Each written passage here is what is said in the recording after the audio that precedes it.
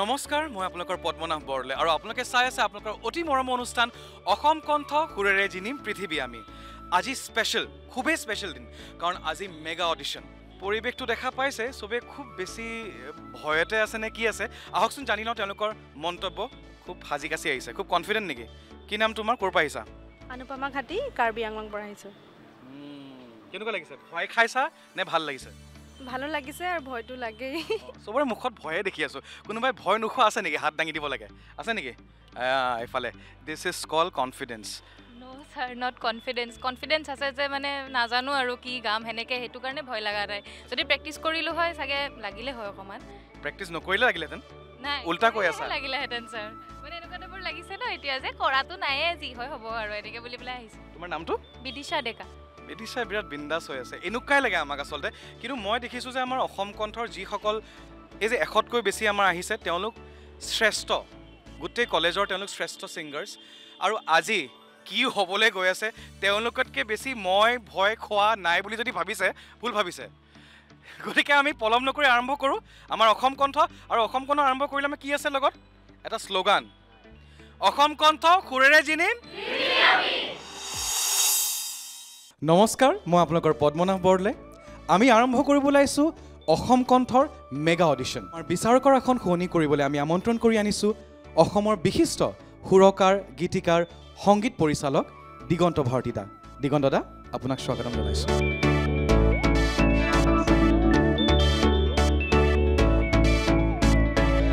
কেনেকুৱা লাগিছে দিগন্ত দা অসম কণ্ঠৰ বিচাৰক হিচাপে আহি এতিয়ালৈ ক'ব নোৱাৰোঁ ভাল লাগিছে নেকি শুনি শুনি গৈ থাকিলে গম পাম আটাইখিনিক লগ পালে নিশ্চয় গম পোৱা যাব আৰু আশাটো ভালেই হ'ব যেন লাগিছে যিহেতু এটা অগতানুগতিক এটা বিষয়বস্তু লৈ পেলাই অসম কণ্ঠ হ'বলৈ গৈ আছে গতিকে ভাবিছোঁ আটাইলৈ শুভেচ্ছা জ্ঞাপন কৰিছোঁ আৰু আটাইলৈ মোৰ শ্ৰদ্ধাও জনাইছোঁ থেংক ইউ ছ' মাছ দিগন্ত দা যথেষ্টখিনি আমাৰ এক্সপেক্টেশ্যন আছে আজি আৰু আপোনালোকৰ এটা গুৰু দায়িত্ব অসম কণ্ঠৰ কোন সেইগৰাকী শ্ৰেষ্ঠ হ'ব গতিকে আজিৰ পৰা আপোনালোকৰ দায়িত্ব আৰম্ভ আৰু আন এগৰাকী জনপ্ৰিয় কণ্ঠশিল্পী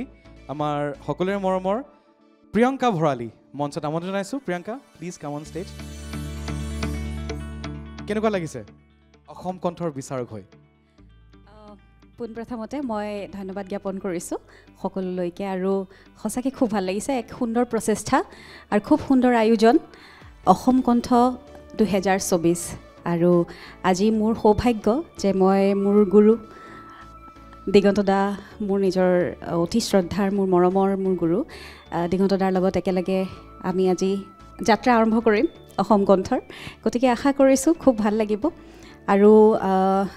সকলোকে দেখিছোঁ বাহিৰত যে খুব প্ৰিপাৰেশ্যন কৰি ৰেডি হৈ আছে গতিকে আমি বেছি সময় নষ্ট নকৰোঁ ন ধন্যবাদ আৰু তোমাকো এই গুৰু দায়িত্ব আমি অৰ্পণ কৰিলোঁ আজিৰ পৰা আৰু থেংক ইউ ছ' মাছ আমাৰ দুগৰাকী সন্মানীয় বিচাৰকক তেওঁলোকৰ আসন গ্ৰহণ কৰিবলৈ অনুৰোধ জনাইছোঁ প্লিজ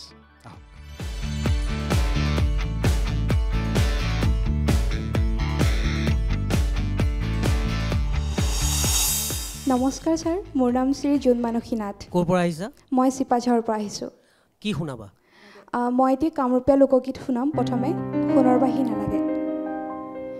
সোণৰ বাঁহী নালাগে ৰূপৰ বাঁহী নালাগে মোহন বাঁহী নালাগে মোক অ হে জখুৱা মাই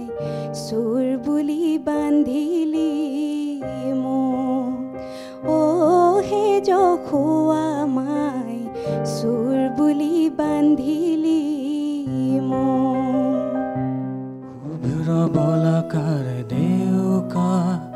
সপোন ৰহনখনা দূৰণিৰ সাগৰ পাৰত বাজে বাঁহী মধুসনা তুমি বাঁহী বজোৱা নেকি অলপ বজাওঁ সাউতকৈ শুনিব পাৰিম নেকি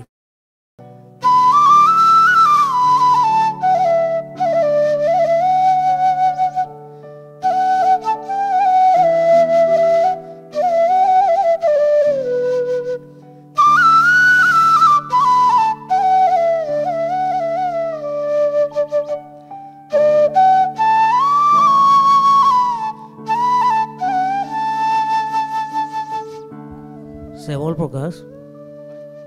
এই ছোৱালী বন্ধু আছে ন ছোৱালী বন্ধু আছে নাই আছে আছে এইটো দেখোন সৰু হৈ গৈছে লাজতে আছে আছে আছে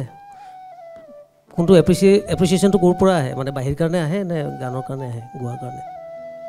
নাই গোৱাটোৰ পৰাই আহে গোৱাৰ পৰাই আহে মানে মই সেই ছোৱালী বন্ধুবিলাকে যেনেকৈ তোমাক হেৰি কৰে আৰু এপ্ৰিচিয়েট কৰে বাহিৰ কাৰণে কৰে নে গানৰ কাৰণে কৰে গোৱাৰ কাৰণে বেছি গানৰ কাৰণে বেছিকৈ কৰে ন অঁ কেইজনীমান আছে নাই তেনেকৈ আৰু নাই তেনেকৈ নাই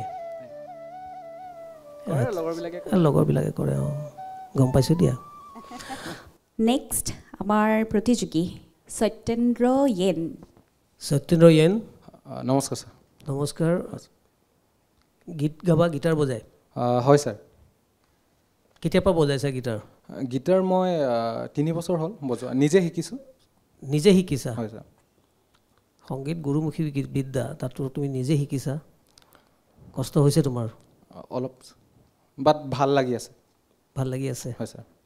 নিজৰ জোখাৰে পাই আছা আৰু গীটাৰখনক হয় ছাৰ আজি তুমি কি মেলোডিক কি বনাই আনিছা আমাৰ কাৰণে শুনো তুমি জানো জানা শুন কিমান মৰম তোমালে হাসিছিলো গোপনে গোপনে তুমি জানো জানা শুন কিমান মৰম তোমালে হাসিছিলো গোপনে গোপনে ভাবিছিলো মোৰ জীৱনত সুৰু যে হাঁহিব ভাবিছিলো মোৰ জীৱনত সুৰু যে হাঁহিব তোমাৰ নামটো কি ৰিবুদ দত্ত ৰিবুদ দত্ত বুধ অঁ ৰিবুদ হৃদয়ৰ বুধ হৃদয়ৰ জ্ঞান ন বোধ বা জ্ঞান হয় বুদ্ধিৰ ৰুমত তলত বহিছিলা নি গৌতম বুদ্ধ বহিছিলে নহয় তেনেকৈ বহা নাই বুদ্ধি বৃক্ষৰ তলত নাই হৃদয়ৰ বোধ আৰু জ্ঞান কিমান লৈ আহিছা তুমি সাংগীতিক পথেৰে আমাক এতিয়া জনাব লাগিব হয় ছাৰ তোৰ চহৰৰ প্ৰতিটো গলিত লিখা আছে মোৰ নাম কি ভাবনো বহি অকলে নিজানতো তোৰ মোৰে গান তোমাৰ প্ৰেমৰ ভোগ জৰাতি দিয়া বাকী মৰমীয়াল জীৱন হওক ভাল তোমাৰ প্ৰেমৰ ভোগ জৰাতি দিয়া বাকী মৰমীয়াল জীৱন হওক ভাল আহিবা তুমি দুপৰ নিশা যেতিয়া পৃথিৱী শুব মৰমে আমাৰ দুপৰ দুপচাই সাগৰ বিচাৰিব সাগৰ বিচাৰিব সাৱৰিয়াৰে সাগৰ বিচাৰিব সত্যজিৎ গানটোৰ লিৰিক্সখিনি ভালকৈ জানানে তুমি এই গানটোৰ যিখিনি গালা ভুল হ'ব পাৰে মেম অঁ প্ৰিপেৰেশ্যন নাই তাৰমানে আচলতে কি হয় গান শুনাটো বহুত দৰকাৰ গানটো যেতিয়া এনেকুৱা এখন মঞ্চত গাবলৈ আহা যিটো গান জানা সেইটোহে গাব লাগে ভালকৈ যদি নাজানা গাব নালাগে হয়নে তাৰমানে মেম কালি প্লেটফৰ্ম আছিলোঁ ৰাতি মানে প্ৰিপেয়াৰ কৰিব পৰা নাই ভালকৈ আচ্ছা এনেই তুমি গান শুনা নে শুনিছোঁ আগতে এইটো কিমান গান শুনা মই গান শুনি থাকোঁ বিশেষকৈ ৰাগ শুনো বা বেলেগ তো সেইটোৱে কথা যিমান গান শুনিবা সেইটো এটা ডাঙৰ প্ৰেক্টিচ গান শুনাটো ডাঙৰ প্ৰেক্টিচ আৰু তাতকৈ ডাঙৰ কথা কম্পিটিশ্যন বুলি ক'লে এখন মেগা অডিশ্যন হৈ আছে কম্পিটিশ্যন বুলি ক'লে যিটো গান তোমাৰ কনফিডেণ্ট থাকে মানে এই গানটোৰ ওপৰত মোৰ পূৰা কনফিডেঞ্চ আছে যে মই গাব পাৰিম সেইটোহে গাব লাগে যদি তুমি ফুল প্ৰিপেয়াৰ্ড নহয় তো গাব নালাগে ইমান সেমেকা কথাৰে আৰু কেনেকে লিখো কবিতা ইমান সেমেকা কথাৰে আৰু কেনেকে লিখো কবিতা যেতিয়া পৃথিৱী শুব মৰমে আমাৰ দুপুল পচাই সাগৰ বিচাৰিব সাগৰ বিচাৰিব সাৱৰিয়াৰে সাগৰ বিচাৰিব নিশাৰ শেৱালি সৰে পুৱতিক কন্দুৱাই সপোন মৰহি মৰে পোহৰ হেৰুৱাই মাছৰি হয় ছাৰ তোমাৰ আটাইতকৈ ভাল গুণ কি আৰু কোনটো আটাইতকৈ তোমাৰ দুৰ্বল হেৰি বুলি ভাবা দিশ দুৰ্বল দিশ বুলি ক'বলৈ গ'লে ছাৰ মোৰ শকতটোক লৈ মানুহে মানে বহুত ঠাট্টা কৰে তই জীৱনত আগলৈ কি কৰিবি তেনেকুৱা ধৰণৰ সেইকাৰণে মই গানক লৈ আগুৱাই যাব বিচাৰোঁ সেইটো তুমি নিজে ভাবা নেকি মই তোমাৰ ভাল গুণ আৰু তোমাৰ আটাইতকৈ দুৰ্বল দিশটোৰহে কথা কৈছোঁ সেইটো দুৰ্বল নেকি তোমাৰ ছাৰ সেইটোৱে দুৰ্বল তুমি নিজেও ভাবা তাৰমানে সকলোৱে কয় সেইটোৰ ওপৰত তুমি কিবা কাম কৰিব ইচ্ছা কৰিছা নাই সেইটো মই চেষ্টা কৰি আছোঁ কিন্তু পৰা নাই কৰিবলৈ কিয় পৰা নাই মানুহে নোৱাৰা কাম একো নাই বুলি কয় হয় ছাৰ তাকে চেষ্টা কৰি আছোঁ নিজে নাভাবিবা মই সেইকাৰণে সুধিছোঁ তুমি ভাবা নেকি তোমাৰ দুৰ্বল দিশ বুলি আমি ভাবা তোমাক দিয়া নাই আনে কোনে কি ভাবে কি আহে যায় আমাৰ ক'ৰ পৰা আহিছা এঞ্জেল মই লখিমপুৰৰ পৰা আহিছোঁ বাইদেউ আজি কি শুনাবা সুধাকণ্ঠ ডক্টৰ ভূপেন হাজৰিকাদেৱৰ যুৱতী অনামিকা গোস্বামী শীৰ্ষক গীতটি শুনাব বিচাৰিছোঁ অল দ্য বেষ্ট যুৱতী অনামিকা গোস্বামী আৰু যুৱক প্ৰশান্ত দাসে বিয়াত হেনো কিছু বাধা পালে ৰাম বাধা পালে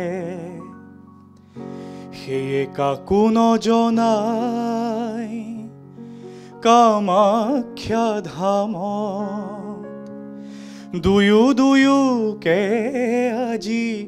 মালা পিন্ধালে ৰাম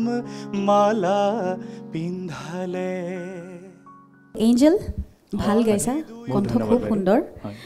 তুমি ইয়াত এটা তোমাৰ ফৰ্মখনত এটা কথা লিখিছিলা বুলি ভিক্টিম বুলি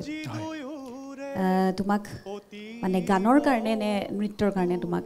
তেনেকুৱাকৈ মানুহে সঁচা কথা ক'ব গ'লে বাইদেউ মই প্ৰথম অৱস্থাত নাচিছিলোঁ নাচৰ পৰা মোৰ এই যিটো জাৰ্ণি আৰম্ভ হৈছিলে আৰু তাৰপিছত যেতিয়া নাচিছিলোঁ তেতিয়া আচলতে মই যিহেতু সত্ৰীয়া শিকিছিলোঁ আৰু বৰ্তমানেও এটা কথা চলি থাকে আমাৰ বিশেষকৈ গাঁৱে ভূঞে যে যিখিনি মানুহ শাস্ত্ৰীয় নৃত্যৰ লগত জড়িত তেওঁলোকক অকণমান বুলি কৰা হয় বা ঠাট্টা কৰা হয় তেওঁলোকৰ নৃত্যশৈলীটো অকণমান ছোৱালী সুলভ বুলি গতিকে তেনেকুৱা কিছুমান কথাৰো মই ওচৰ চুবুৰীয়াৰ পৰা বা মোৰ পৰিয়ালবৰ্গৰ পৰা বহুতৰ পৰাই মই শুনিব পাইছিলোঁ তাৰোপৰি বাইদেউ যেতিয়া মই নৃত্যৰ পিছত গানলৈ আহিলোঁ গানৰ পৰ্যায়ত তেতিয়া মোক এনেকৈ বুলিও কৈছিল মানুহে যে নচা আৰু গান দুইটা মানুহে একেলগে কৰিব নোৱাৰে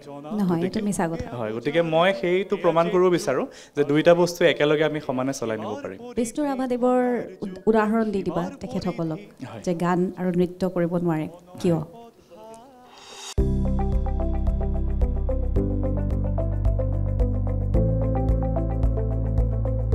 NB News